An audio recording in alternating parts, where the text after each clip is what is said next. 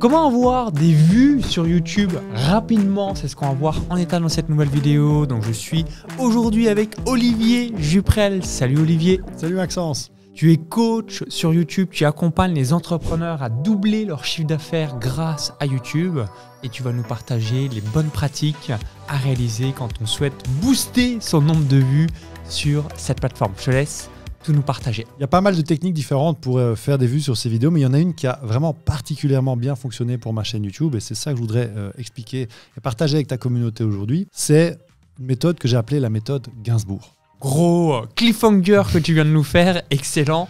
Qu'est-ce que c'est exactement cette méthode? Eh bien, cette méthode, figure-toi qu'elle m'a permis de faire plus d'1 million de vues sur une de mes vidéos. C'est d'ailleurs une des vidéos les plus populaires de la chaîne. Et j'ai vraiment eu cette idée en utilisant la méthode Gainsbourg et je l'ai aussi enseigné à mes élèves. Et on a une de nos élèves qui s'appelle Aïda Ben de la chaîne Apprendre la pâtisserie française qui a fait une vidéo qui a 1,5 million de vues grâce à cette technique. Est-ce que le cliffhanger est bon? Là, c'est grosse autorité, preuve sociale avec l'élève que tu as accompagné.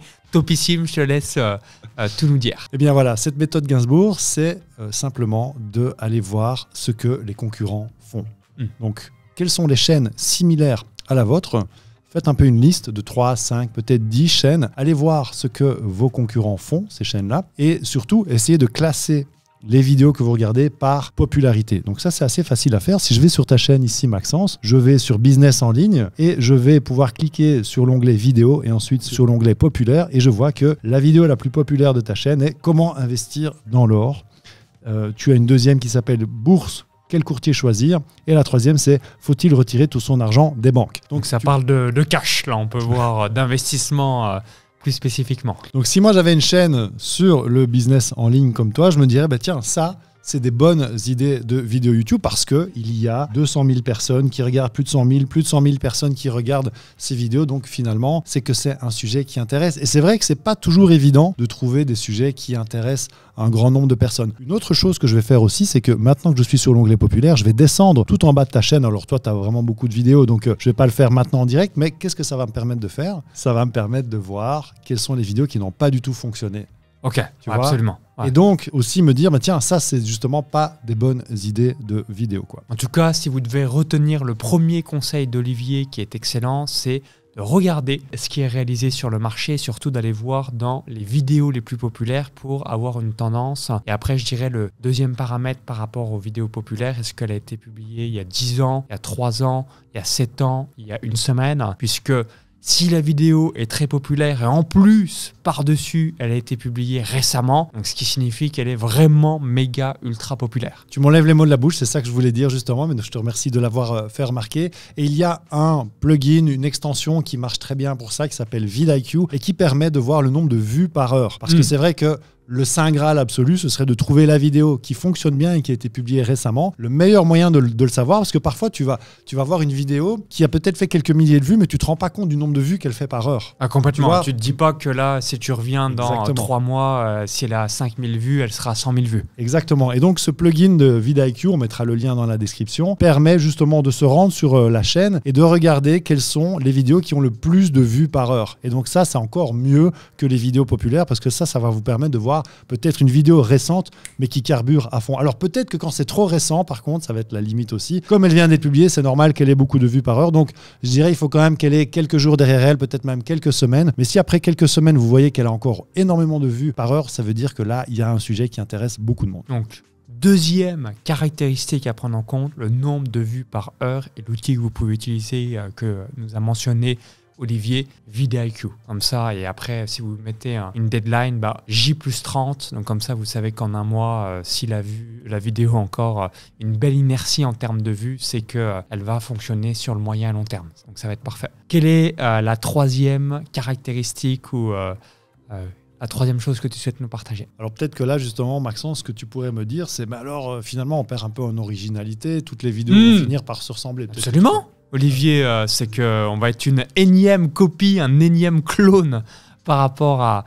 ce qui a été fait. Donc comment on garde notre positionnement unique et surtout notre originalité, spécificité de qui l'on est et non être une énième copie par rapport à déjà ce qui était réalisé. Voilà, mais donc je te remercie pour la question parce que et cette remarque, c'est vraiment pertinent dans le sens où le but ici, ce n'est pas d'aller regarder la vidéo du concurrent, c'est simplement de regarder quel est le titre de la vidéo et voir si nous, sur cette vidéo-là, on a des choses à dire, on pourrait venir avec du contenu intéressant. Moi, je ne suis pas dans le business en ligne, je vois que tu as une vidéo sur comment investir en or, je n'ai jamais investi dans l'or, donc même si je vois que c'est une vidéo populaire, je sais déjà d'entrée de jeu que si je me lance sur cette requête-là ou sur ce sujet-là, je ne vais pas venir avec du contenu qui est intéressant. Donc vraiment déjà, l'idée à la base, ce n'est pas de se dire je vais regarder la vidéo et je vais copier le contenu, c'est simplement de chercher une idée de sujet de vidéo, de titre qui fonctionne et de voir qu'il y a du monde dedans. Après, c'est vrai que c'est un peu le problème de la bulle algorithmique, c'est-à-dire que finalement, l'algorithme recommande des choses qui fonctionnent. Donc là, malheureusement, ce sont un peu les règles de la plateforme YouTube. Et comme on dit, blame the game, don't blame the player. Donc nous, on est là pour faire des vues. À moins que, enfin, je sais pas, tu as envie de faire des vues maintenant ou tu veux faire des vues après ta postérité? Maintenant, le plus rapidement possible, d'où le titre de cette vidéo, et après avoir cette continuité jour après jour pour à chaque fois être vu sur les réseaux sociaux et sur YouTube afin d'obtenir de nouveaux clients. Et donc justement, si on veut profiter de cette bulle algorithmique, le fait que YouTube remarque qu'il y a un sujet qui intéresse des personnes et donc il va recommander les vidéos qui parlent un petit peu du même sujet, bien malheureusement, il faut jouer ces codes-là. Et donc, comment faire pour ne pas être une pâle copie? Déjà, ne pas regarder le contenu, se dire qu'est-ce que moi je pourrais apporter comme contenu vraiment intéressant sur cette vidéo-là et évidemment venir avec, ce que j'ai un peu fait dans le début de cette vidéo, des éléments concrets de ce que vous avez mis en place. Par exemple, un investissement en or, combien as-tu investi, quels ont été les résultats, après combien de temps. Et là, c'est ton histoire à toi. Tu personnalises cette vidéo et personne ne pourrait copier ça puisque ce sont tes éléments à toi. Moi, j'ai parlé de la méthode Gainsbourg. C'est une méthode à laquelle j'ai donné ce nom-là. C'est nous qui l'avons inventé parce que Gainsbourg est connu pour avoir pillé la musique classique et avoir vraiment beaucoup copié la musique classique. Quand on écoute les Mon Ancest ou d'autres grands classiques, on se rend compte que finalement, l'inspiration n'était pas si originale que ça. Mais en même temps, c'est des magnifiques chansons, les Mon Ancest et les autres. Et donc, il a réussi à mettre sa patte dedans. Donc c'est ça vraiment l'idée, c'est de venir avec vos éléments à vous, venir avec des chiffres précis, peut-être des études de cas, des exemples d'élèves à vous qui ont réussi ou de personnes que vous avez accompagnées. En tout cas, essayez de personnaliser au maximum cette vidéo avec votre propre univers et vos propres informations. Merci Olivier. Est-ce que tu as d'autres conseils que tu souhaitais nous partager pour qu'on développe notre visibilité sur YouTube ? Eh bien oui, justement, il y a une étape supplémentaire. Maintenant, on a trouvé cette idée de vidéo. On se dit qu'on va le faire avec notre personnalité. C'est bien. Maintenant, il y a quand même plusieurs éléments qui vont faire que votre vidéo peut vraiment exploser. C'est-à-dire que si vous voulez que votre vidéo fasse des millions de vues, il n'y a qu'une seule manière, c'est qu'elle se retrouve dans les suggestions de vidéos. C'est la barre, la colonne de droite. Quand vous êtes en train de naviguer sur YouTube, vous regardez votre vidéo, dans la colonne de droite, il y a des autres vidéos qui vont apparaître. Ça, c'est le numéro 1 de la Champions League. C'est les stands en Formule 1 accessibles avec les champions qui sont à côté. C'est vraiment la place que tout le monde recherche. Et si votre vidéo apparaît à cet endroit-là, vous êtes certain que les vues vont vraiment exploser. Avec une idée de vidéo qui a déjà fait ses preuves chez vos concurrents, vous êtes déjà bien parti. Vous ajoutez votre personnalité dedans et vos informations à vous, vous êtes bien parti, mais ce ne sera pas suffisant. Il y a deux éléments que YouTube va vraiment analyser pour voir si vous méritez cette place en haut du podium dans les vidéos suggérées. Et ce premier paramètre sur les deux, ça va être votre taux de clic. Est-ce que quand justement YouTube va faire apparaître votre vidéo dans cette colonne de droite, est-ce que les gens cliquent dessus ? Parce qu'évidemment, le but de YouTube, c'est quoi? C'est de faire en sorte que les gens restent sur la plateforme. Imaginez que vous vous connectez sur YouTube, vous avez plein de vidéos devant vous et vous cliquez sur aucune vidéo. Ça ne marche pas. Donc, qu'est-ce qu'il va faire YouTube? Il va vraiment analyser le taux de clic et il va essayer de voir si, quand on montre votre miniature et votre titre à une personne, est-ce que la personne clique dessus? En tout cas, quel est le pourcentage de personnes qui cliquent dessus? Au plus votre taux de clic va être élevé, au plus YouTube va se dire c'est bien, parce que quand je montre la vidéo, on a envie de cliquer dessus, on a envie de regarder. Donc YouTube va encore le montrer davantage pour tout simplement qu'il y ait encore davantage de personnes qui cliquent et ainsi de suite. Exactement. Donc vous devez, mission absolue, essayer de vous concentrer sur tous les paramètres que vous pourriez utiliser pour optimiser votre taux de clic. Alors le titre, ça fait partie du taux de clic, mais là vous l'avez déjà votre titre puisque vous reprenez exactement le même titre, à quelques mots près peut-être, de celui de votre concurrent. Maintenant, le deuxième paramètre sur lequel vous pouvez jouer pour ce taux de clic, ça va être votre miniature. Absolument. Donc faire un bon visuel putaclic entre guillemets pour que ça donne envie de réaliser le clic et du coup de découvrir la vidéo.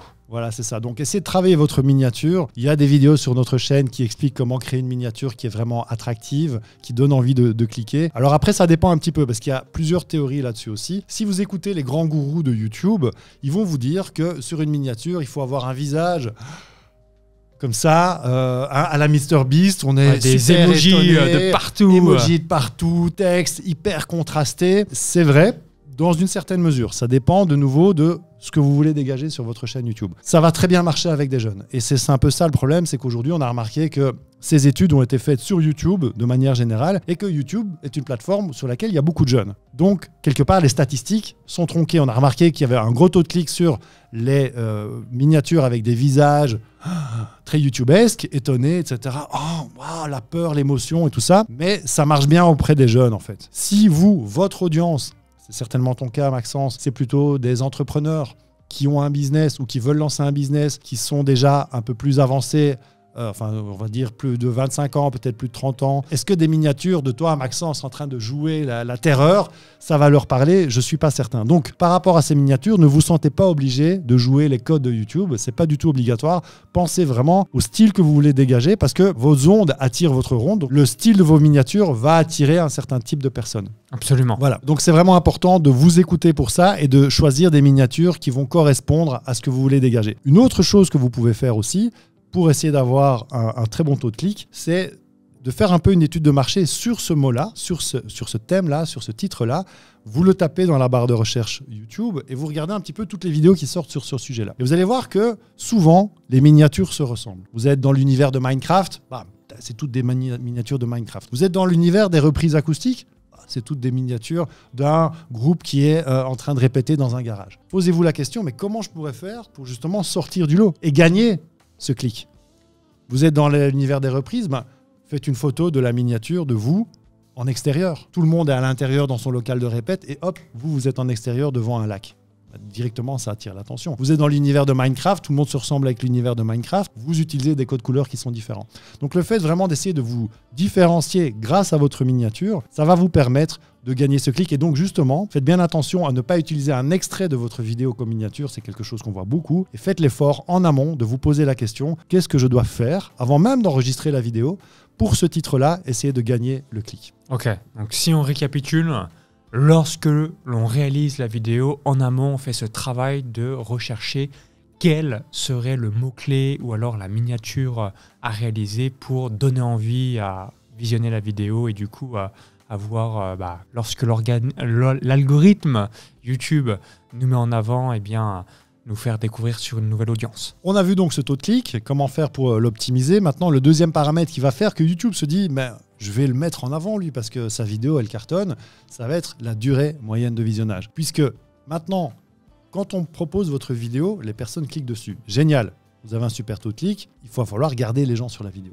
Parce que si les gens se barrent au bout de 3 secondes, forcément le taux de clic il est peut-être très bon, mais YouTube va se dire c'est quoi ce bordel, les gens se barrent immédiatement après avoir vu les premières secondes de la vidéo. Voilà, très mauvais signal que vous envoyez à cet algorithme qui va se dire c'est que la vidéo n'est pas intéressante, c'est qu'elle est mensongère, c'est que le titre ne correspond pas à son contenu. Donc maintenant, votre mission, maintenant que vous avez gagné le clic, c'est de faire en sorte que les personnes restent sur votre vidéo. Le meilleur moyen de vraiment optimiser votre durée moyenne de visionnage, c'est de mettre le paquet. Le paquet. Vous mettez la moitié du temps que vous allez consacrer à cette vidéo, mettez-le sur votre introduction. Les 5 premières secondes sont essentielles, surtout maintenant qu'on a un autoplay. Donc, c'est-à-dire que vous allez voir la miniature, mais elle va très rapidement disparaître et elle va permettre de voir les premières secondes de la vidéo. Quand vous scrollez comme ça sur votre smartphone, vous allez voir qu'en fait, la vidéo démarre, un peu comme sur Netflix. On ne reste pas trop longtemps sur la miniature. Donc, ces 5 premières secondes sont vraiment essentielles pour attirer l'attention et faire en sorte que les gens se disent « Ok, je suis au bon endroit, cette vidéo m'intéresse ». Et ensuite, après, ça va être sur les 30 premières secondes. Donc, moi, ce que je conseille vraiment, c'est de consacrer la moitié du temps que vous allez consacrer à la création de cette vidéo, donc l'écriture du scénar, etc., à votre introduction. Et d'ailleurs, c'est pour ça que quand je t'ai invité sur ma chaîne YouTube, j'ai vraiment beaucoup travaillé les introductions, que je fais d'ailleurs au prompteur en général. Ici, c'était pas le cas, mais c'était vraiment phrase par phrase que pour moi, c'est vraiment essentiel d'attirer l'attention. Parce que vous allez voir qu'il y a énormément de gens qui partent sur les premières secondes. Donc au moins, vous allez avoir de monde qui part sur ces premières secondes. Au moins, vous allez en avoir, c'est par effet ricochet, qui vont se barrer sur le reste de la vidéo. Donc ça, c'est super important. Et pour ça, il faut que vraiment, dans vos 5 premières secondes, les gens se disent « je suis au bon endroit ». J'ai vu une miniature, j'ai vu un titre. Eh bien, qu'est-ce que vous pouvez faire? Tout simplement, c'est répéter le titre de votre vidéo dans les premières secondes. Comment faire des crêpes sans sucre et sans gluten? Dans cette vidéo, je vais vous expliquer les 3 méthodes pour faire des crêpes sans sucre et sans gluten. Donc, qu'est-ce qui se passe quand vous répétez le titre de la vidéo? Déjà, ça montre que c'est un bon titre, puisque vous pouvez le dire dans votre vidéo. D'ailleurs, MrBeast, qui a plusieurs centaines de millions d'abonnés, c'est vraiment ce qu'il fait, vous pouvez aller vérifier. Il répète le titre de sa vidéo dans les premières secondes. Ça dit aussi à l'algorithme qui va, lui, analyser le champ sémantique de la vidéo, puisqu'il y a une transcription automatique. Il va voir qu'il y a un titre, il va voir que la première phrase qui est dite dans la vidéo correspond exactement au titre. Donc, ça veut dire qu'il y a un lien direct entre le titre de la vidéo et ce qu'on va développer dedans. La personne qui a cliqué sur la vidéo pour la promesse comment faire des crêpes sans sucre et sans gluten. Si toi, Maxence, tu dis dans cette vidéo, je vais vous montrer comment faire des crêpes sans sucre et sans gluten, le gars, il se dit je suis au bon endroit. On m'a pas vendu du rêve, c'est vraiment ça qu'on va voir. Donc rien que le fait, dans les premières secondes, de répéter le titre de votre vidéo, ça va déjà augmenter les durées moyennes de visionnage. Vous allez avoir beaucoup moins de personnes qui se barrent sur ces premières secondes. Ensuite, après, je vous invite vraiment à travailler votre structure. Il y a plusieurs éléments, donc on ne va pas rentrer dans tous les détails ici. Mais enfin, c'est un petit peu comme quand on va au restaurant. Je sais que tu es un grand fan des restaurants, Maxence. Eh bien, quand on va au restaurant, est-ce qu'on commence par le dessert? Non. Est-ce qu'on commence par peut-être un petit apéro? Voilà, l'amuse-bouche ou le cocktail et ensuite l'entrée, normalement. Le plat, le dessert. Est-ce que pour autant, le fait qu'il y ait un rythme comme ça, est-ce que c'est ennuyant? Non, c'est parfait. Ce qui nous permet de digérer, et c'est la même analogie, j'imagine, que tu vas nous partager avec la vidéo. Voilà, c'est-à-dire qu'il ne faut pas avoir peur d'utiliser une structure qui fonctionne, comme quand on va au restaurant, on sait qu'on va commencer par l'entrée, le plat et puis le dessert. Ça ne va pas être ennuyant pour autant, parce que dans l'entrée, on peut avoir une surprise, dans le plat aussi, puis on va se rendre compte que finalement, le dessert va...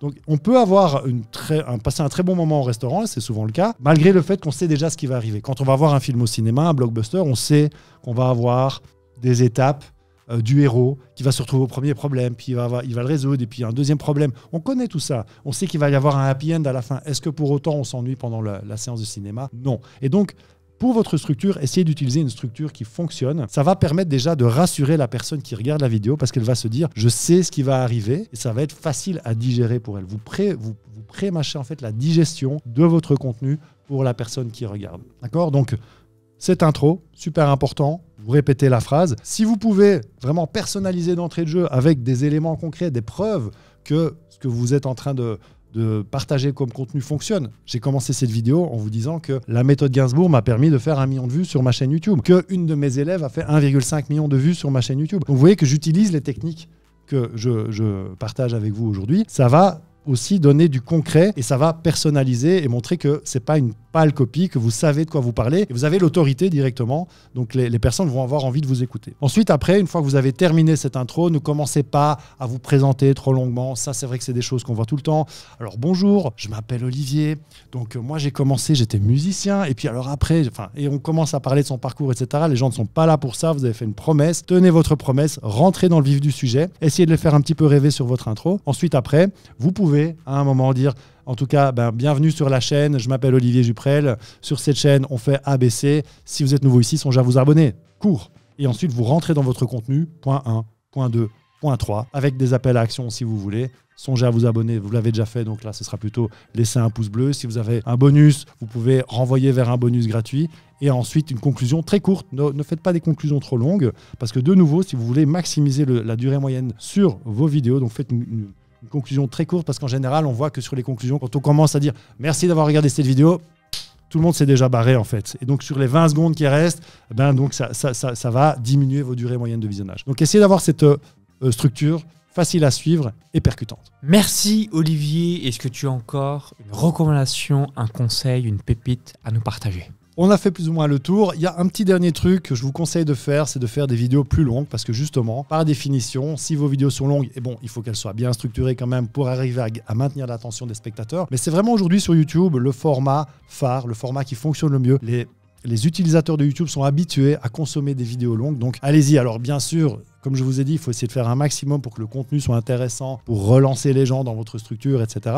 Mais les gens sont habitués à ça. C'est vraiment ce qui va vous différencier aussi de tous les formats courts qu'on voit aujourd'hui en réel Instagram, sur TikTok et même dans les shorts. Et vous allez pouvoir créer une relation beaucoup plus de confiance avec votre audience et surtout, vos durées moyennes de visionnage vont augmenter par simple effet mathématique. Si la vidéo est plus longue, potentiellement, les gens vont rester plus longtemps sur la vidéo et donc sur votre chaîne. Voilà, donc faites un mix de temps en temps avec du contenu long, donc 20, 30, 50, 1 heure ou plus, et de temps en temps des vidéos courtes en fonction de la thématique de la vidéo. Comme ça va permettre, notamment pour les vidéos longues, d'avoir une durée de visionnage qui va se développer. Du coup, YouTube va vous mettre davantage en avant. Et d'ailleurs, la vidéo qui a fait plus d'1 million de vues sur notre chaîne, elle fait 37 minutes. Et alors pour terminer, tu vois Maxence, par rapport à ça, c'est que cette idée de vidéo, je ne l'aurais jamais eue si j'étais pas allé espionner ce que font mes concurrents américains et que j'avais pas vu que c'était une vidéo qui vraiment intéressait énormément de monde, quoi. C'était comment filmer avec son smartphone. Et moi, qui ai commencé avant l'existence des smartphones, j'aime beaucoup utiliser des caméras professionnelles. Vous avez du bon matos comme ça,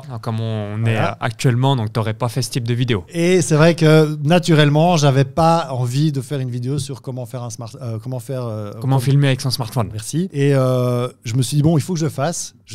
C'était dur pour moi, hein. Je me suis vraiment forcé, sorti de ma zone de confort et finalement ça a vachement payé. Donc comme quoi, tu vois, le fait aussi d'aller voir ce que les autres font, ça peut donner des idées auxquelles on n'aurait pas pensé d'entrée de jeu. Ouais, ce qui finalement paraît logique par rapport à ta thématique, stratégie vidéo.